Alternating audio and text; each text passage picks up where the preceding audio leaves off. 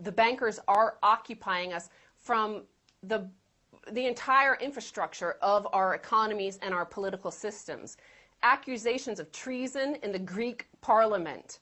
So a minister, Mr. Kamenos, stood up and alleged that the Prime Minister, George Papandreou, was guilty of treason.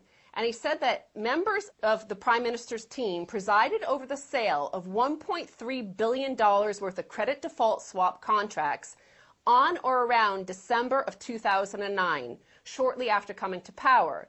So those 1.3 billion in credit default swaps would now be worth 27 billion euros, which would miraculously pay off most of these debts, or at least allow Greece to continue operating without needing to borrow money from the IMF for the next 2 years. But no, apparently George Papandreou sold these 1.3 billion in credit default swaps that the Hellenic Post Bank, a public banking arm of the Greek government, that they owned and they had bought in the previous few months.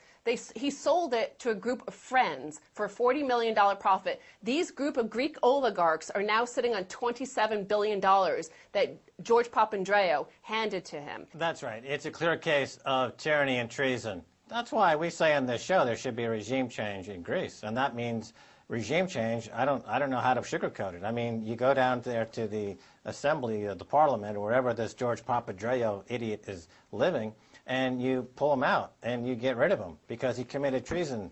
He committed treason. He committed tyranny. So what are you going to do about it? You're going to get drunk on Ouzo like you do every other day, or are you going to? Oh, that's right. You want to be part of Disneyland. I forgot.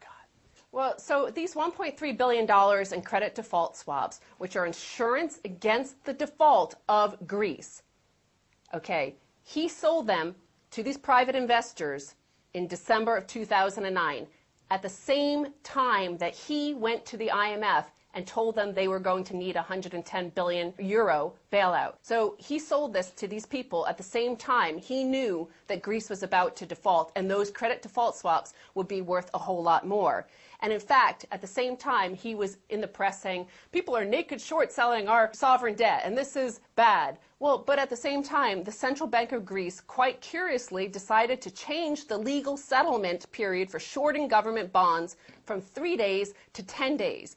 This had the ostensible effect of aiding naked short sellers who were able to keep their positions against Greek national debt open longer, thus driving down the price of the country's bonds, spiking its yields, and pumping up the price of Greek CDS.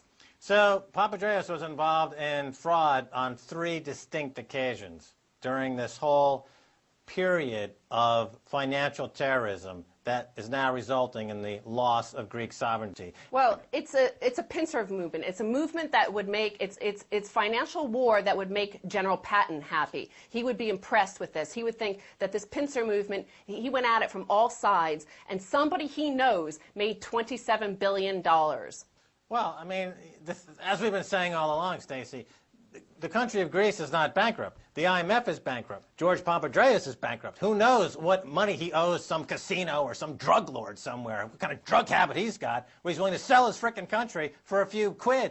It's $27 billion, and the people of Greece should demand us back. The victims of Bernie Madoff are able to go to the people who benefited from his scheme and take their money back. So why don't the people of Greece say, give us back that $27 billion that was sold to you fraudulently? They are owed $27 billion. Papandreou knows where the money is. It sounds like Papa Doc, doesn't it? He's another one of these fly-by-night dictators that comes in, ransacks the country, and sails off somewhere with his crack whores and his cocaine.